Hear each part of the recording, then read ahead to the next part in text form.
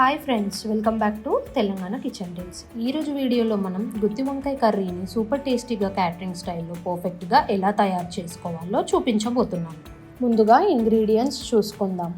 1 table spoon ఆవాలు, 1 table spoon జీలకర్ర, half cup పల్లీలు, 2 టేబుల్ స్పూన్ కొబ్బరి పొడి, 2 టేబుల్ స్పూన్ నువ్వులు, 2 టేబుల్ స్పూన్ మెంతులు, హాఫ్ కప్ చాప్డ్ ఉల్లిపాయలు, కొద్దిగన్ని పచ్చిమిర్చి, కొద్దిగంత కొత్తిమీర, 2 టేబుల్ స్పూన్ల అల్లం వెల్లుల్లి పేస్ట్, 2 టేబుల్ స్పూన్ కారం, 2 table spoon salt, 1 table spoon పసుపు, 2 టేబుల్ స్పూన్ ధనియాల పొడి, 1 టేబుల్ స్పూన్ గరం మసాలా, పావు కప్పు చింతపండు రసం, హాఫ్ కేజీ వంకాయలను కట్ చేసి పెట్టుకుందాం.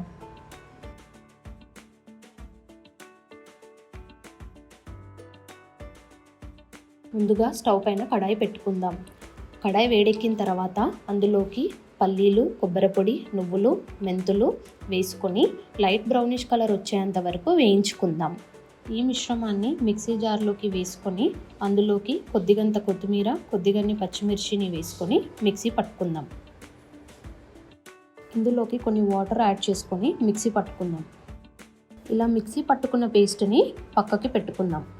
అదే కడాయిలోకి 3 టేబుల్ స్పూన్ ఆయిల్ పోసుకొని ఆయిల్ వేడెక్కిన తర్వాత కట్ చేసి పెట్టుకున్న వంకాయలను 70 to 80% వచ్చే వరకు మూత పెట్టి ఫ్రై చేసుకుందాం.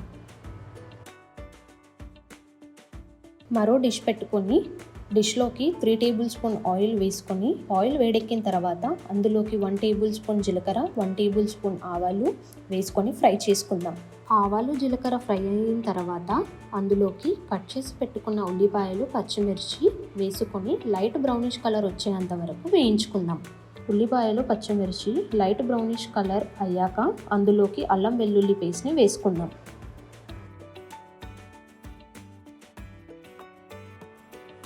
అల్లం వెల్లుల్లి పేస్ట్ పచ్చివాసన పోయేంత వరకు వేయించుకొని అందులోకి 1 టేబుల్ స్పూన్ పసుపును యాడ్ చేసుకుందాం.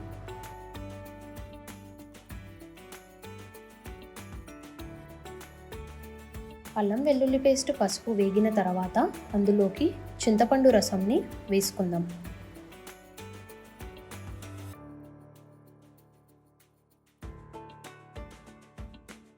ఇలా చింతపండు రసం యాడ్ చేసిన తర్వాత మంచిగా కలుపుకుందాం. 2 టేబుల్ స్పూన్ల సాల్ట్ని యాడ్ చేసుకొని కలుపుకుందాం. ఇలా కలుపుకున్న చింతపండు రసంలోకి 2 టేబుల్ స్పూన్ల కారం, 1 table spoon garam masala, 2 table స్పూన్ల ధనియాల పొడి యాడ్ చేసుకొని కలుపుకుందాం.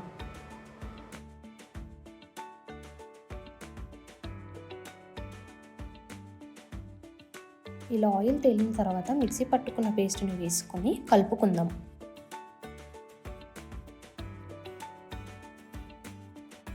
అదే బౌల్లోకి కొన్ని వాటర్ యాడ్ చేసుకొని పోసుకుందాం. ఇలా ఒకసారి కలుపుకొని ఆయిల్ పైకి వచ్చేంత వరకు మూత పెట్టుకుందాం. ఇలా ఆయిల్ పైకి వచ్చాక అందులోకి మనం ఫ్రై చేసుకున్న వంకాయలను వేసుకుందాం.